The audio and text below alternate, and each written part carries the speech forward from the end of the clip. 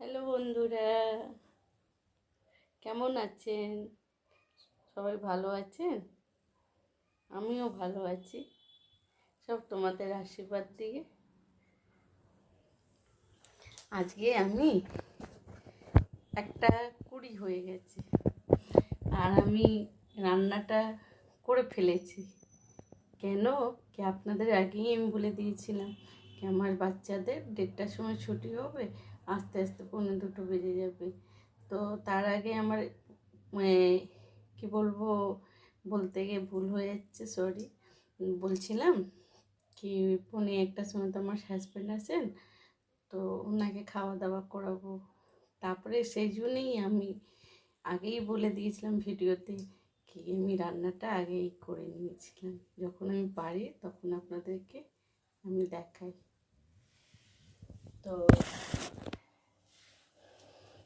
মা, কাকিমা, কাকাবাবু, দিদি ভাই, দাদা ভাই সবাইকে প্রণাম দিলাম, ছোট থেকে আশীর্বাদ।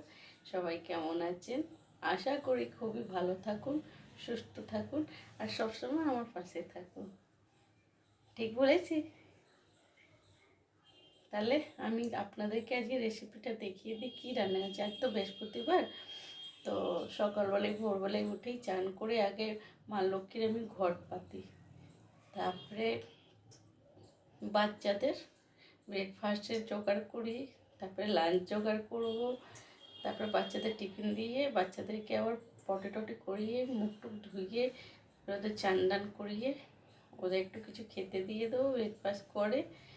তারপরে বাচ্চাদেরকে কাপড় জামা ওই ড্রেস পরাবো, পরে টরে বাচ্চাদেরকে রেডি করে আমি পাঠিয়ে তারপরে একটু আমি শান্তিতে থাকি। আমার সঙ্গে সঙ্গে আমার হাজব্যান্ডও বেরিয়ে যান বাচ্চাদেরকে ছেড়ে দিয়ে স্কুলে, তারপরে উনিও বেরিয়ে যান।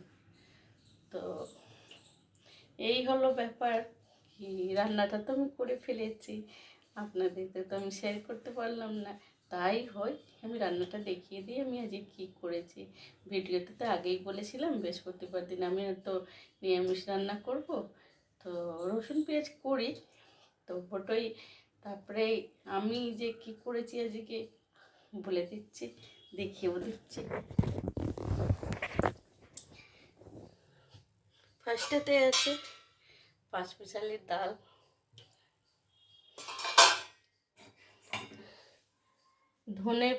ধনে পাতা দিয়ে পোস্ত বাটা, এটা তো আপনারা জানেনই, ভাত আছে।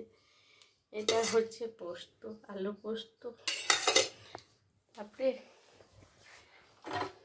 ভাজাতে বেগুন ভাজা করেছি,